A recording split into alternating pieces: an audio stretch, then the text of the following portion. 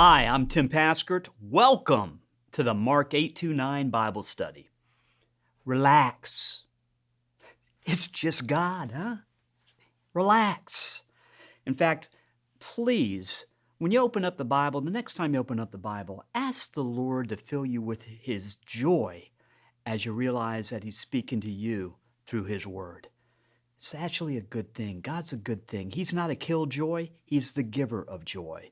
And with that, we're going to continue our study of Ecclesiastes, probably one of the most humorous books in the Bible, because it really compares how the world does things to God's truth and simply says, hey, make a choice. Choose A or B, B, B. The world says B, and God says subtly, choose A. It's a better option. So with that said, have you ever heard somebody telling you a story about something? They're giving you information, they're stating facts, and you go, well, where'd you get that from? And they respond, well, they said it. Well, who's they? Them. Who's them? Well, I don't know, but I do remember it was a reliable source. You ever dealt with that? Because we deal with it every day. Where we pick up in Ecclesiastes chapter 7, verses 5 and 7, Solomon, the wisest man this world has ever known, is going to talk about the importance of getting information and advice from reliable sources. Let's hit it. Ecclesiastes chapter 7, verses 5 and 7. It is better for a man to hear the rebuke of the wise than to hear the song of fools. For as the crackling of thorns under a pot, so is the laughter of the fools. This also is vanity. Surely oppression drives the wise into madness, and a bribe corrupts the heart. Whoa. Okay, so it's really simple. Reliable sources for counseling, for advice, for anything are critical. It's better to get rebuked, corrected, told, hey, stupid, you're wrong, by someone who is wise in the ways of the Lord, than to hear someone who does not know the Lord, does not know His wisdom, tell you, I like your idea, keep going. It's better to hear the rebuke from God and the correction from God than it is all the earth's choir who does not know Him singing together, we like how you're thinking. Don't be silly. Follow the Lord. In fact, he makes this great analogy in the scriptures. Solomon points out, he says, listening to the crowd that doesn't know the Lord, that's encouraging you to keep going, is like deciding to cook a meal and using thorns for the fire. What happens is when you use thorns, they're like kindling. They'll go up real quick and create a big flame, but they won't provide the consistent heat that is needed to cook the meal properly. That's what advice from people that don't know the Lord will do to you. It'll sound good, it'll create a big flame, but in the end, it won't be what's needed to get the job done. Listen to the Lord. And then there's a warning. Solomon compares listening to the world's advice, listening to people that do not know the Lord's advice. He compares it to taking a bribe. And it's actually sort of the pattern that Satan has. Ungodly advice has a pattern to it. And the pattern is very simple. First, there's truth. There's truth in what is said. Then there's a half-truth that follows that truth. Then there's a flat-out lie, bad advice, something that goes completely against God's word. And then there's the fourth element of it, the bribe, the incentive to follow the bad advice. That's the pattern of Satan's lies in this world, and that is the pattern of bad advice from people that don't know the Lord. There's truth, followed by a half-truth, followed by a flat-out lie, often wrapped in great clothing, followed by a bribe, an incentive to believe the lie. Don't take the bait. Listen to good advice. Listen to God's wisdom, and it will go well for you and your children and your children's children. Follow the Lord is what the teacher is telling us. Let's keep going now. Let's pick up verses 8 through 10. Better is the end of a thing than its beginning, and the patient in spirit is better than the proud in spirit. Be not quick in your spirit to become angry, for anger lodges in the heart of fools. Wonderful truth of God. The end of things is better than the beginning. Think about it. When you went to school, when you went to college, or you went to high school, or you went to any school, the last day of class was better than the first day of class. That's godly truth. The end of a project is better than the beginning of the project if you're following godly wisdom. The next thing, and this is so important to understand, change in this world is inevitable. In this world, change will continue to happen. Change is like a dollar bill. Change is neutral. It's how we use change that can make it of godly purpose or a bad purpose. Okay? So don't fight change. Change is absolutely inevitable. Personally, I live in the state of Florida. I thank God every day for air conditioning. This place would be deserted if there wasn't air conditioning. Change is good if you use it for godly purposes. Don't be the person that's constantly fighting change because it's different. Don't be the person that says the old days are better than today. The old days are better than the day. You know you've done it. All of us have done it. Don't do it. Don't do it, because what you're doing is you're holding on to a season that's past instead of embracing a season whose time has come. Change is neutral.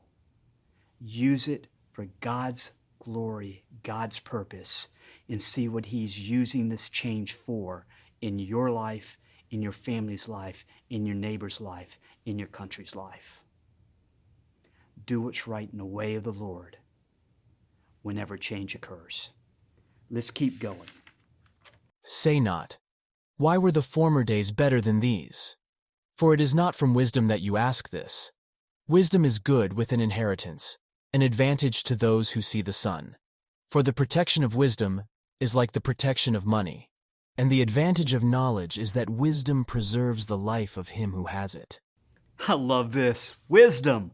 He compares godly wisdom like money. Godly wisdom is the currency of heaven. And different from our currencies in this world, God's wisdom, His currency, doesn't go down in value. It doesn't. His currency lasts forever, and His currency is tax-free. Think of that, huh? Godly wisdom is better than all the riches of this world because it never fails. It maintains its value. It's the best investment you can ever make. Obtain godly wisdom and hold on to it. And then take the wisdom that God has given you and reinvest it. You reinvest godly wisdom by giving it to your friends, giving it to your family, giving it to your neighbors, giving it away as freely as you have received it. Let's go on. Consider the work of God, who can make straight what He has made crooked. In the day of prosperity be joyful, and in the day of adversity consider. God has made the one as well as the other, so that man may not find out anything that will be after him. If you can embrace this truth, well, you have a lot of peace. And here's the truth. No one knows what's going to happen tomorrow. Nobody. Nobody. And God, in His wisdom, provides both good times and hard times. He gives us both good, and He allows hard times to come. They're both from His hand, and no one, absolutely no one, knows what's coming next. That's why the godly person, the person who is seeking God each day, who's trying to follow Him, has this incredible peace about them. Because we know we don't control tomorrow. I don't even control what I'm having for lunch. Okay? Don't. But we can control who we place our trust in. We can control where our mind goes when bad things come. We can control where our mind goes when good things come. They should go to thanking the Lord and trusting Him. And we reveal our trust in Him by being anxious for nothing, but in everything, with great thanksgiving, we rejoice as we present our prayers and requests to the Lord. Because we know He hears us, we know we can trust Him, and we know He will turn things for good in their perfect season. Let go. Trust God. It's a much wiser way to walk through this world. Let's continue with Ecclesiastes 7 with verse 15 all by itself. In my vain life I have seen everything. There is a righteous man who perishes in his righteousness, and there is a wicked man who prolongs his life in his evil-doing. He's calling it out. Solomon is literally saying, this is what it looks like in this world. This is a picture of this world. He's literally saying, I have seen this. It's an eyewitness report. I have seen a righteous person suffering because they were righteous, and I've seen a wicked person being rewarded in this world for being wicked. Fact, it happens. That's reality. Anyone who thinks that the Bible is not reality has never read it. That's reality. Put us right in the face. But God knows about it. The best example, His own Son. His own Son, Jesus the Messiah, the Son of Man, who came to take away the sins of the world, lived a righteous life, always followed the commandments, was filled with joy, filled with love. He healed people, everyone. He didn't care. He healed them. Yet He was crucified, publicly murdered on a cross. That's what Solomon is witnessing to. Solomon says that's going to happen. That's going to happen in this world. But don't despair. Because as Jesus showed us, and Solomon was trying to explain, God will overcome this world. And when Jesus rose from the dead 3 days after the crucifixion, He revealed Solomon's truth. Hey, the righteous will suffer in this world, but God will lift us up and we will overcome. And we will live for eternity with Him in the next. Verses 16 through 18. Be not overly righteous, and do not make yourself too wise. Why should you destroy yourself? Be not overly wicked, neither be a fool. Why should you die before your time? It is good that you should take hold of this, and from that withhold not your hand, for the one who fears God shall come out from both of them. Avoid extremism. This is written about 3,000 years ago. Listen to Solomon. Avoid extremism. Okay? Don't be overly righteous. An example of an overly righteous person is basically, I'm going to use a real biblical quotations, biblical term here. A person who's overly righteous, they're religious jerks. That's the Southern translation. They're religious jerks. These are legalistic religious jerks. Solomon's saying, don't be like that. And at the same time, he's saying, don't be overly wicked. There's so many examples of overly wicked, I don't need to give them. Just turn on the TV, go online. It's all out there, okay? Someone who is openly pursuing wickedness as defined by the Lord, that's wicked. He's saying, don't do that. Don't do that. Don't be overly wicked. Moderation. Okay? The person who is righteous in God's sight is simply the person that remembers the most important commandment is love thy God with all thy heart, with all thy soul, with all thy mind, and all thy strength. That's the righteous person. You don't worry about being perfect. You're just concerned with walking in love towards God and everyone else, because that's the second most important commandment. Love thy neighbor as thyself. That's beautiful. That's wisdom in God's sight. It doesn't have a lot to do with rules and regulations. It's all based on love. Moderation. Don't try to be a religious zealot. You can't do it, and you end up making yourself and everyone else miserable. Follow God through love. The more you love God, the more you're able to give away His love to everyone else. 19 through 20. Wisdom gives strength to the wise man more than 10 rulers who are in a city. Surely there is not a righteous man on earth who does good and never sins. This is right back to what the Lord, what Solomon was talking about the Lord's wisdom. It's more valuable than money, and it's more valuable than the counsel of even the wisest people by the earth, by this world's standards. Nothing can beat God's wisdom, God's ways in this world. God will never lie to you. He will never cheat you, and He will never advise you to do something that's not in your best interest. Listen to Him. And by the way, a lot of things that are in our best interest are to be loving, Be loving, be joyful. That helps. Makes us more fun to be around. That's wisdom from God. He tells us to avoid, you know why God hates sin? It's really simple. You know why He hates sin? Because it kills His children. That's why He hates sin. Follow His advice.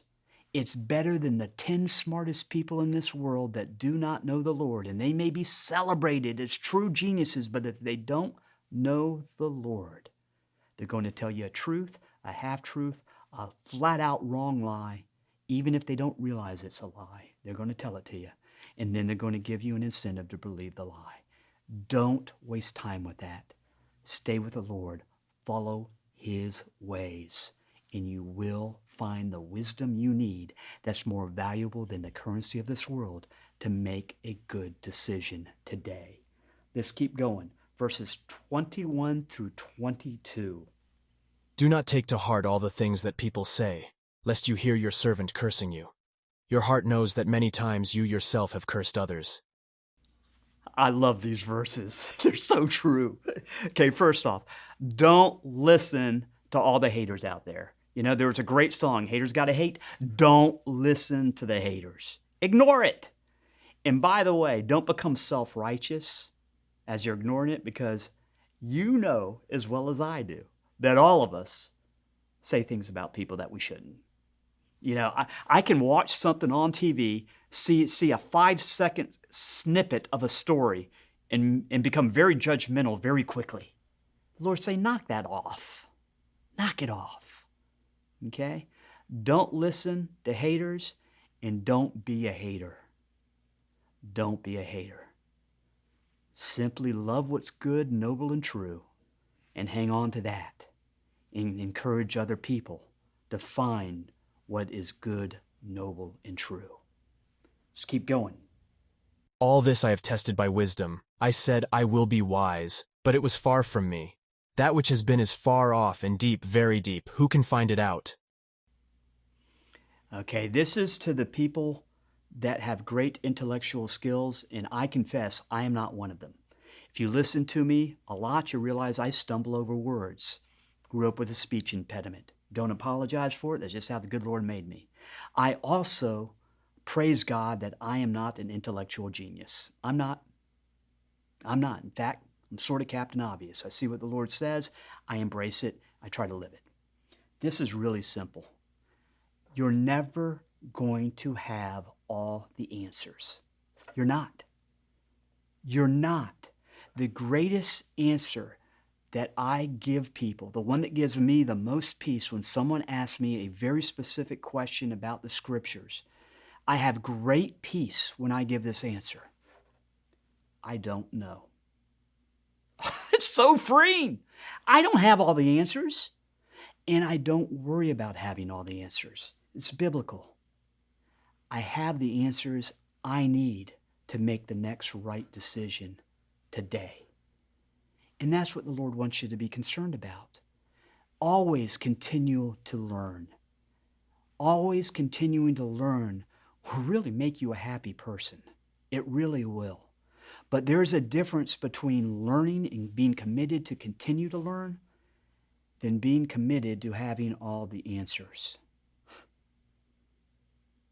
The attitude of continuing to learn and the attitude that I must have all the answers never intersect. Because once you think you have all the answers, you quit learning. Don't waste your time trying to do the impossible. You're never going to have all the answers, but you know what? We know who does. God, and we can trust Him. Verses 25 through 28. I turn my heart to know and to search out and to seek wisdom and the scheme of things, and to know the wickedness of folly and the foolishness that is madness. And I find something more bitter than death, the woman whose heart is snares and nets, and whose hands are fetters. He who pleases God escapes her, but the sinner is taken by her. Behold, this is what I found, says the preacher, while adding one thing to another to find the scheme of things, which my soul has sought repeatedly, but I have not found. One man among 1,000 I found, but a woman among all these I have not found. This is one of the most misunderstood scriptures and also one of the funniest scriptures. If you can embrace this, you can see the humor of God and also the humor of Solomon. Okay? Remember, this guy was the teacher of Israel, most prestigious educational position in the country. He was the son of King David. He had prestige. And he was the king of Jerusalem. He had power. He had all three of those things. And he had decided to basically conduct an experiment where instead of living by God's wisdom, which never left him, he always knew the difference between right and wrong. He decided to live in the ways of the world instead of abiding by God's ways. And by the way, God's ways say one wife at a time. One wife at a time. But the world's ways, particularly back then, if you were a king, bring it on. You could have as many wives as you wanted. You could have concubines. You could do it all. In fact, back then when Solomon was living, the people that did not know the Lord said the more wives and concubines the king has, the more powerful he is. Think of that. Now it's interesting. Solomon is confessing, don't make my mistakes. Because the Bible records that Solomon had 700 wives. 700 wives and 300 concubines. That is absolutely not from God. And that's why Solomon says, there's not a good wife among them. Out of 1,000 women, I have not found a single good woman.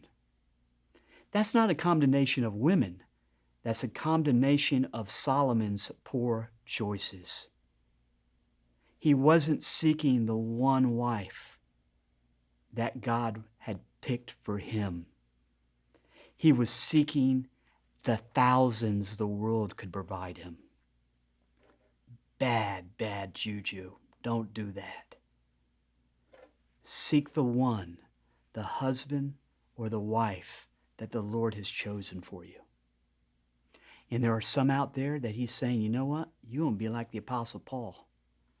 You don't need a spouse. That's okay too. But whatever you do, don't follow Solomon's poor example. Don't live in marriages defined by the world. They're wrong. And they will lead you going, I can't find a good spouse. I can't find him. Why? You're looking in all the wrong places. Let's keep going. See, this alone I found, that God made man upright, but they have sought out many schemes. Solomon bottom lines it. Here's what I've discovered.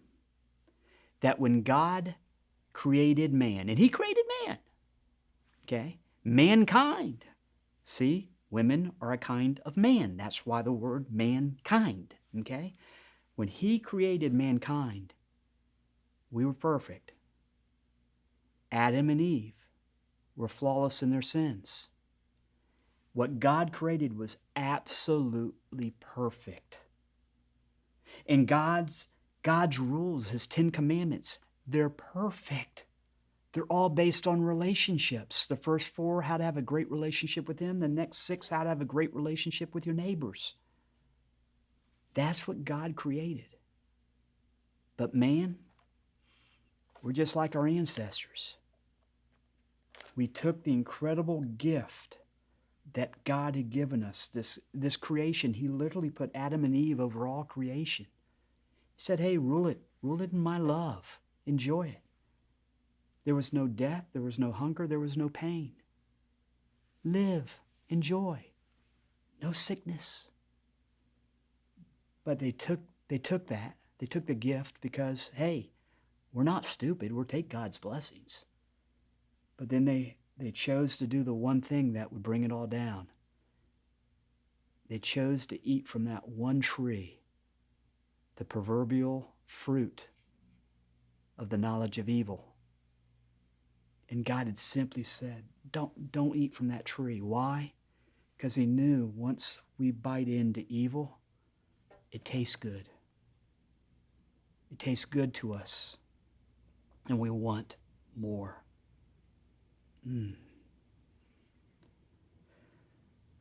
We got enough apples in this world. We've bitten enough. We've bitten enough. It's time for us to put the apples down and turn back to the Lord. Because this world is filled with evil that will kill us, but for the grace of God. If you've been eating bad fruit for a while, put it down. Just put it down. And turn to the Lord. Just tell him in your own way you're sorry. You're sorry. You blew it. You won't be the first one. You won't be the last person to do that. Tell him you want his ways in your life. Tell him you want his ways in your life. And then get up and walk. Go forward in joy, knowing that you have asked the one who has all the right answers what to do next, and he will show you. See you next time on Mark829. Get your copy of Tim's book, Secrets to Thriving in Babylon, on Amazon today. And make sure to visit us online at www.mark829.com.